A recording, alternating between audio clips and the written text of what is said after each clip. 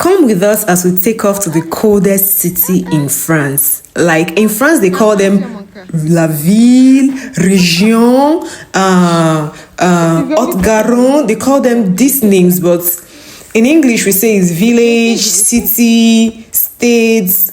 This is how France they identify theirs. So we are taking a trip to the coldest, the chilliest, the freeziest, the one that cools, the one where they turn to ice block, the one that looks like you are walking in a refrigerator. I've been hearing about this city.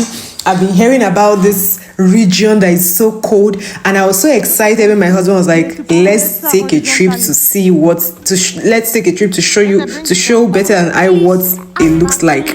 And I was anticipating in the car, and then remember that there are some things when you travel to these regions, there are some things that you might not see in other regions. So we stopped by to do some shopping, grocery shopping, because these cities have smaller supermarkets, smaller local markets, everything in these cities are smaller because this region is mostly like a little tiny village. So in France, there are places that they are in the eastern part of France. This is where we are going to. We're going to the eastern part of France. In the eastern part of France, mostly there are very, very little villages there, but they are one of the most beautiful places in France you can ever visit. So we stopped by to eat one or two to just make sure our stomach is big and full because this trip we're embarking on is like a 6 hours journey, and so we took off. This 6 hours journey, we planned on breaking it because we don't plan on just taking the ride 6 hours because of our little boy Bethel, who was already giving us lots of tantrums and drama and everything combining on.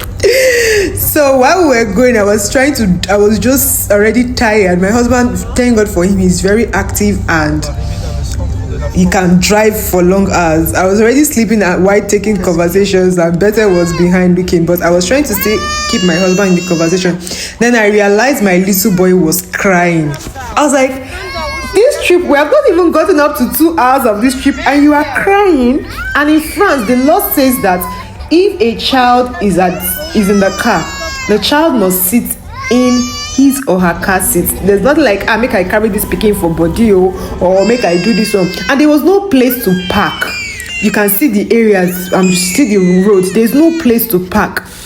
So I could not just go and attend to Bethel immediately. So, but my husband looked for somewhere to park, and I went to sit behind with him, and he was happy. I think he just wanted my presence there. And I'm like, hey, can't I just have the front princess seat? So this was us in the evening hour, still driving. I think we left our city at about 2 p.m.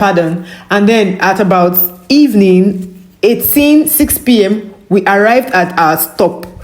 We took this place as a stop because if we have to drive straight to the region where it's freezing, our boy would just be exhausted in the car. So we decided to spend the night here. So this is the streets, this is the road. What do we call it? This is the road, and then this is what the apartment looks like. It's an Airbnb apartment. It's very beautiful. In fact, I didn't turn on this lights, but it is in my Facebook page. I showed us what the magic in that room, because when you turn on the light, it is so beautiful. And then I love the setup of the bathroom. I love the black color, whatever they were doing there. It was so beautiful as well.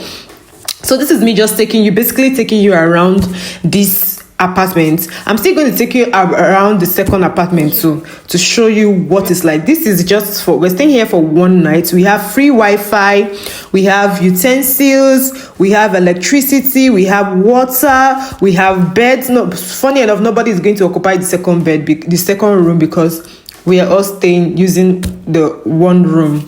Bethel is going to spend the night with Papa and Mama. And I loved how this place, they make their rooms very comfortable for their guests. And in this apartment, I saw that there was a book where you can actually write, what is supposed to be here, how was my experience, and they left some chocolates to M&M's. So it was just a very beautiful apartment, nice, clean.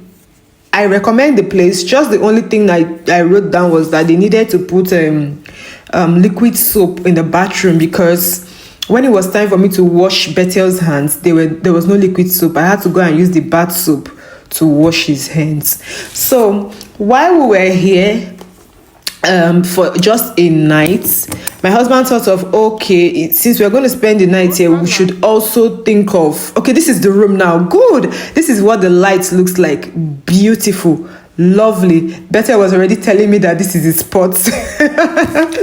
He was already saying he's going to spend the night here. Like, seriously, can I have some time?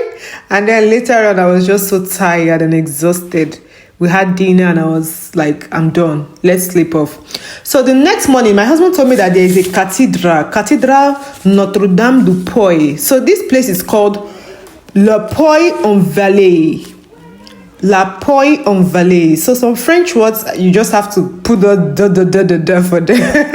So this city is beautiful. This is the rooftop from the church. This is the platform from the church. And then my husband and Bethel went inside to do some prayers. And Bethel, at some point, he blew up the candle because he thought it was the birthday candle. I don't know if that clip is also included here. But I actually love the experience in this cathedral also, because it's very peaceful. If you know the French, you know that one of the oldest churches you will find in France are cathedrals, Catholic churches. Mostly the French are usually Catholics. I think it's a European culture or something like that. And then after that, we now headed to the car, and we are going to the coldest region. And then we saw the mountains, and I was like, girl, can I spot the snow from here? I was searching for the snow. Can I spot snow from this place? And I was taking my camera around, and then there it was. See, the whole mountain covered in white snow. And I'm like, I can't wait to get to this place. So this is us. We've arrived at our second apartment. This is the coldest region in France. It's called Broc de Oisans. Okay. So this is one of the rooms we have in this apartment. We also have 2 rooms, but usually we stay in one room. But this bed is looking smaller than the other. And in each room you have like 2 beds. So we had lots of space in the rooms, and I was thinking, oh, who is going to come and spend the night here? Why you hearing my voice? Why don't you come? Come on. Would you like to come and spend the day here with us? There's enough room for you. And then I took a walk to the balcony. I'm like, let me see what it looks like, girl. Just see snow. Like snow on rooftops, snow on pavements. I can sight the mountain. I can't wait to get to the ski center. The ski center is the coldest place, and then this is better just trying to give me lots of drama. When you have a toddler, you know that they just want to give you drama 24 hours. He doesn't want me to be the one touching him last. He wants to touch me last. And it made me laugh, and I was so excited that I'm going to take my son to show him a ski center I think this is Bethel's second time at the ski center, but this is his lived experience that he has actually seen that this is actually a ski center. So my husband was like, let's take a walk around the community so that Bethel can just slide a little. So this was us taking a walk and sliding, and then the next day we head off to the ski. This is the coldest place. The coldest place is called Huez. It was cold and freezing. I don't know how I managed without gloves, because maybe I was so excited. The adrenaline outburst was still there. And then we took this lift. I love this place because you don't have to walk and just rumble. If you want to climb up to where they are doing ski is this this slide they wear on their legs, and then they slide. They have this was my husband as well, sliding with Bethel. They had lots of of people here from different countries. They have different activities going on here. There was this machine taking people up very high to the mountains. Hey, the highest mountains. I could not go because of Bethel. Eric and I couldn't go because of Bethel. So this one, it was taking people. So me, I just felt like I should just give a freestyle. Okay. So here I had my gloves because, girl, it was super cold and I was not going to play anymore. When I arrived, it wasn't cold. So after that experience, we just went to have some marshmallows. We had some hot apple drink. And one reason I like this this ski center is because they have this warmer thing here. If you're cold, the fire keeps burning, and then they have someone that is there always putting the sticks inside the fire to make sure it's burning. Lots of people from different countries. You could hear the Americans speaking. You could hear you could hear the people from UK speaking their accents. So this was our second day here also. I was having a nice time. And even when I got home, okay, this was the period where I broke my phone. Okay, I think I explained this on my Facebook channel. If you're not on my Facebook, follow me on all social medias, Homachi Glare Family or Homachi Glare. You can search for Homachi Glare Family or Homachi Glare. You'll find me. I explained how my phone got broken and I was so sad. And Bethel was trying to keep me in good spirits. And in fact, let me just tell us, I dropped my phone on top of the car. And so while my husband was just driving off, we didn't know that the phone was on top of the car. And then we heard that noise. And I'm like, what sound is that? And my husband was like, oh, maybe it's a branch. Maybe a branch just hits at the top of the car. And then later on, my husband was like, where is your phone? And that was where we realized that it was my phone that got smashed. Bygones. So one of the things I enjoyed was taking this long slide. At first I didn't know how to do it. I almost hit that little boy. This was one of the things I enjoyed in this trip because I could slide. And then for the first time I saw how tractors pull ice. I have never seen this before.